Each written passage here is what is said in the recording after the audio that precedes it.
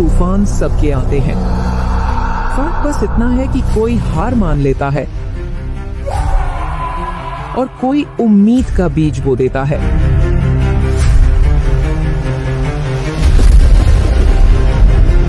ये कहानी है मारिया की, एक छोटी सी लड़की जिसके पास था सिर्फ विश्वास और दादा के लिखे हुए वचन। जब गांव वाले हंस रहे थे, जब डर सबके दिलों को तोड़ रहा था, तब उसने ठान लिया कि तूफान उसके सपने को नहीं तोड़ पाएगा। और फिर हुआ वो जिसे सबने एक चमत्कार कहा। तो बहुत समय पहले की बात है। शहर से दूर सुंदर पहाड़ों में एक छोटा सा गांव था। उसी गांव में मारिया नाम की एक लड़की रहती थी। उसके एक दादाजी थे जो कुछ समय पहले ही उसे छोड़कर दुनिया से चले गए थे। मारिया परमेश्वर पर बहुत विश्वास करती थी। वो हमेशा अपने दादाजी के साथ बिताए पल याद करती और भावुक हो जाती। गांव वाले भी अब उससे अच्छे से बात नहीं करते थे।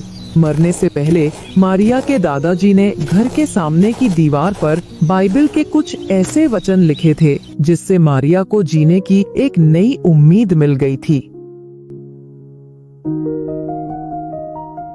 मारिया एक छोटे से पहाड़ी गांव में रहती थी जहां हर साल बारिश और तूफान आते थे। उसका एक ही सपना था, अपनी जमीन पर एक बड़ा सा खेत बनाकर सब्जियां उगाना। गांव वाले अक्सर उसका मजाक उड़ाते थे। मारिया, तुम अकेली एक लड़की ये सब नहीं कर पाओगी, तूफान सब कुछ उजाड़ देगा। मारिया के पास एक पुराना छोटा सा घर था जिसे उसके दादा ने बनाया था। उस घर की एक दीवार पर 3 अलग अलग बाइबल के वचन लिखे थे जो उसके दादा ने अपने हाथों से लिखे थे। यहोवा भला है, संकट के दिन में वो दृढ़ गढ़ ठहरता है। यहोवा सारी विपत्ति से तेरी रक्षा करेगा। मैं तुझे कभी न छोड़ूंगा और न कभी त्यागूंगा। मारिया इन वचनों को रोज देखती थी और उन पर विश्वास करती थी। उसकी हर सुबह इन्हीं वचनों से शुरू होती थी।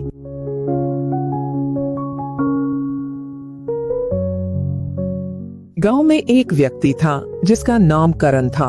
करण बाहर शहर में काम करके लौटा था। उसने बड़े शहर में बहुत कुछ देखा था, लेकिन उसने विश्वास करना छोड़ दिया था। जब उसने मारिया के सपने के बारे में सुना तो उसने उसका मजाक उड़ाया। देखो, आखिरी बार जब यहाँ तूफान आया था तब यहाँ एक भी झोपड़ी नहीं बची थी।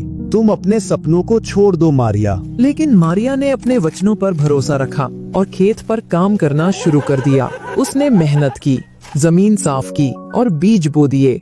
एक दिन गांव में बड़ी खबर आई। मौसम विभाग ने चेतावनी दी कि एक भयानक तूफान आने वाला है। गांव के सब लोग डर गए और अपने अपने घरों में छिप गए। करण भी बहुत डर गया।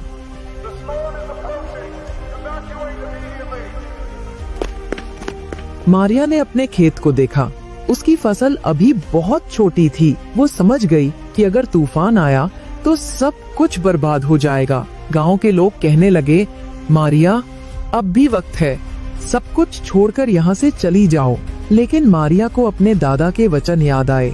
यहोवा भला है, संकट के दिन वो दृढ़ गढ़ ठहरता है।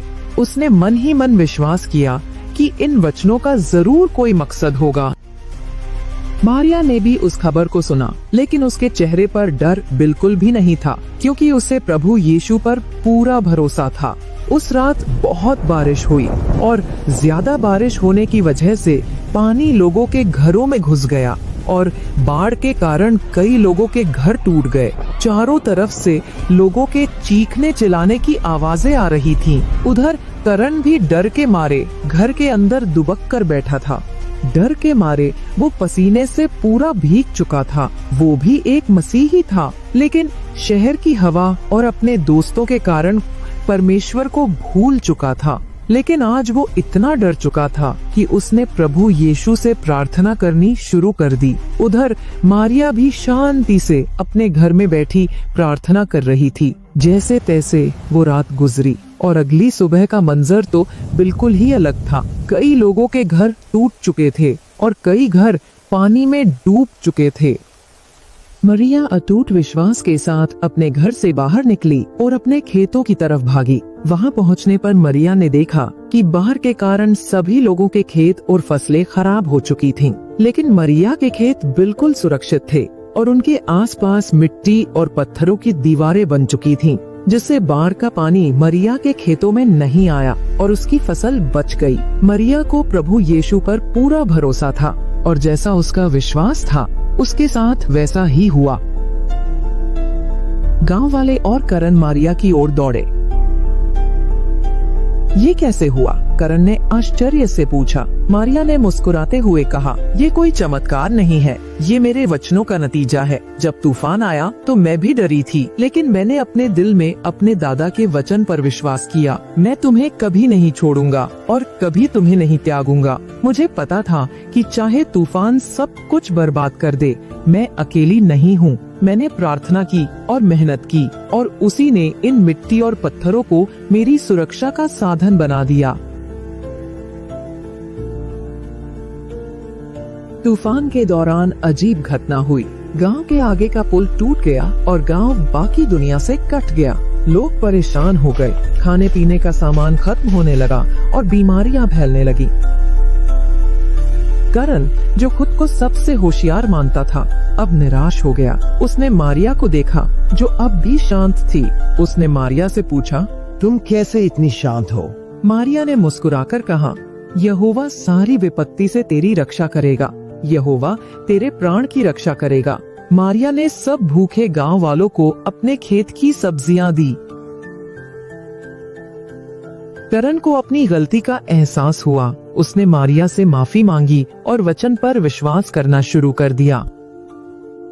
इस कहानी से हमें ये शिक्षा मिलती है कि जब हमारी जिंदगी में तूफान आते हैं, हम अक्सर डर जाते हैं, लेकिन वचन जैसे संकट के दिन यहोवा दृढ़ गढ़ ठहरता है, हमें ये विश्वास देते हैं कि हम अकेले नहीं हैं।